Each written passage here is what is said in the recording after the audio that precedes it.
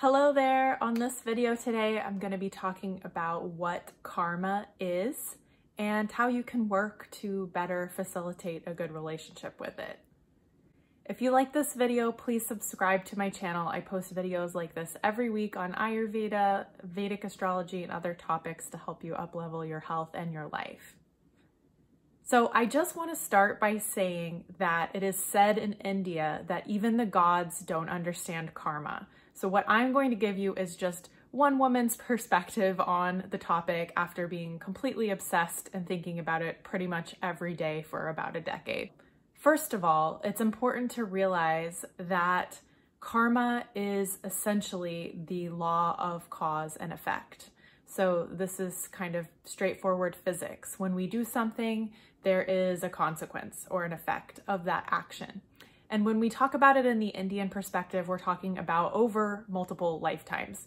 We have a bank account that is accruing good karmas and bad karmas.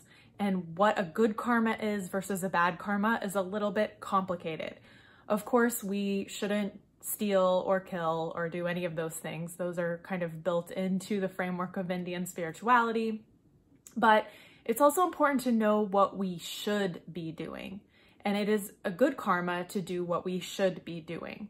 So this gets very complicated because if you think about one of the epic tales of India, which is called the Mahabharata, this is a story that's very complex and very much about karma.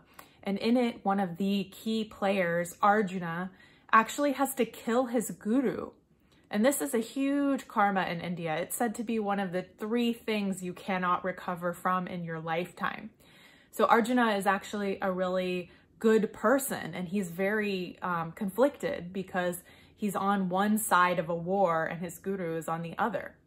So what Krishna says to him in that moment is basically the crux or the main thing to take away from the Bhagavad Gita, in my opinion, which is you have to take the actions you're supposed to take without identifying with those actions. So basically don't pat yourself on the back so hard. You basically have to figure out what it is that you're supposed to be doing and do that. And hopefully in your lifetime, it's not going to be something as dramatic as that.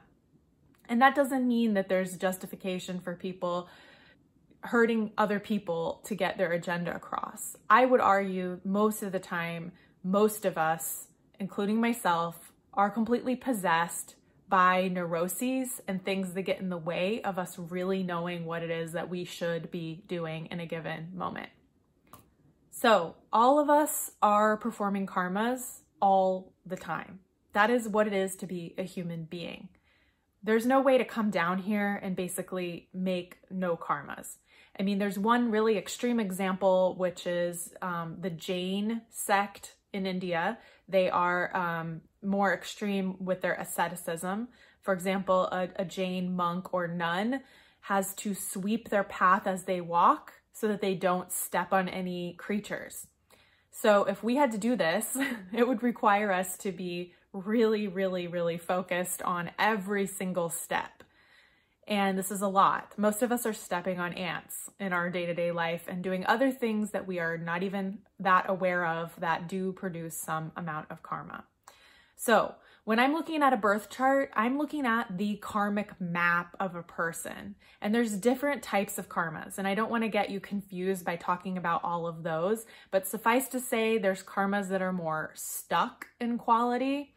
And then there's karmas that are more movable in quality.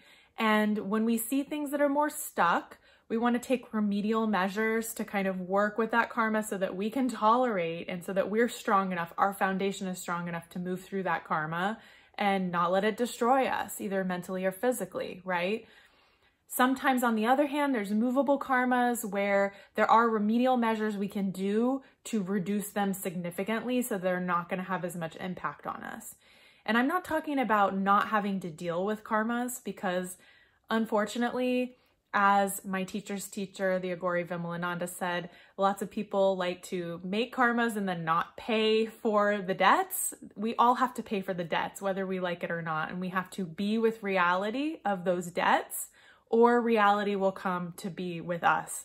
So this is a really important thing to note. So When I'm looking at someone's map, I'm helping them to understand what are those karmas and what are the opportunities that we have around those karmas. We all have them. We all have places we get stuck. We all have things that are hard.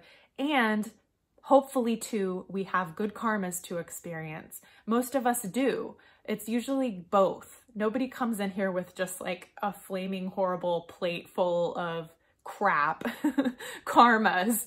A lot of us usually have a mix of the two.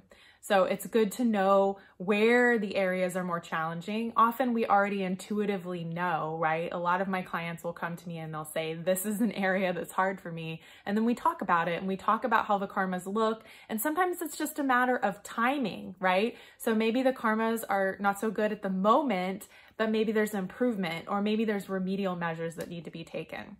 So I hope this helps you understand. Now, the big question, the big money question is always, how do I get clearer about what I'm supposed to be doing? And I do a lot of readings with people, helping them to figure out what their path is and what their gifts are or where they're naturally inclined.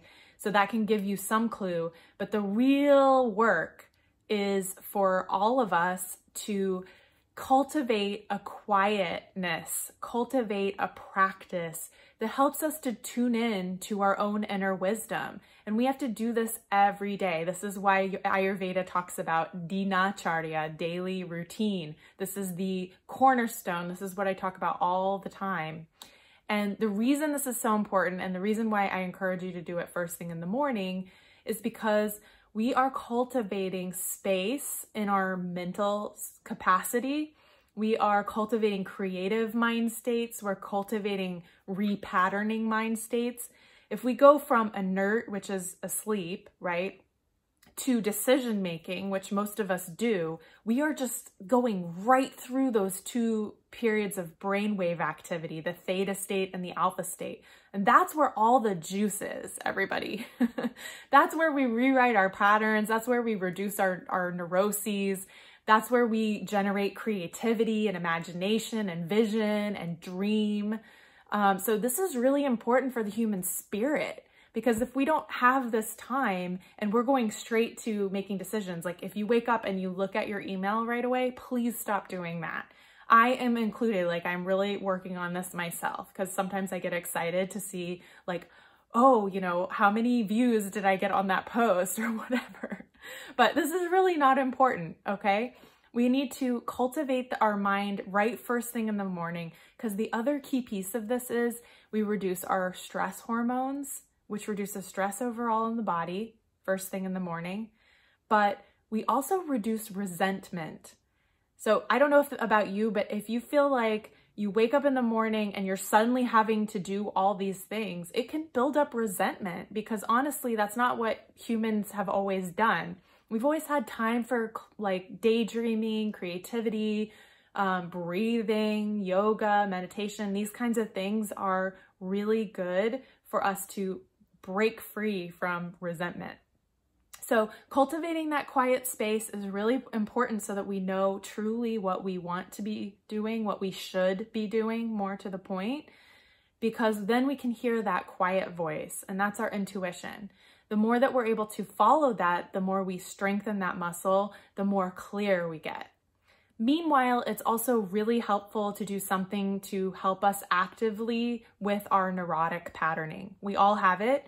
We all have traumas from childhood. We all have tendencies or patterns that we've built in through relationships or just habits that we've formed. So we have to be looking at those habits and become the master of ourselves, so that we're not just being run by those habits, which is more like a possession, versus just enjoying watching the habit come. Oh, there it is. I like to think of it as like welcoming a friend in the back door of the kitchen. Here's your cup of tea. And maybe it's that really annoying friend or something. Here's your cup of tea. Thank you. Now go. So that we're the master of these patterns, which may never go away, but if we can observe them, then we become more in control of them. And this is very much how karma works as well. When we have hard karmas, if we're able to observe them, not react to them, it's going to be so much easier to tolerate and to survive those difficult periods than it is if we fight and we try to push away and we react. that will always make it harder. So I hope this video is helpful to you. These are just some things that I've learned over my life working with karma, thinking about karma, helping others with their karma. It's such a broad topic and I could talk about it forever. But let me know below if this is interesting, if there's other topics you'd like to hear about in these little series. And I hope you have a wonderful day.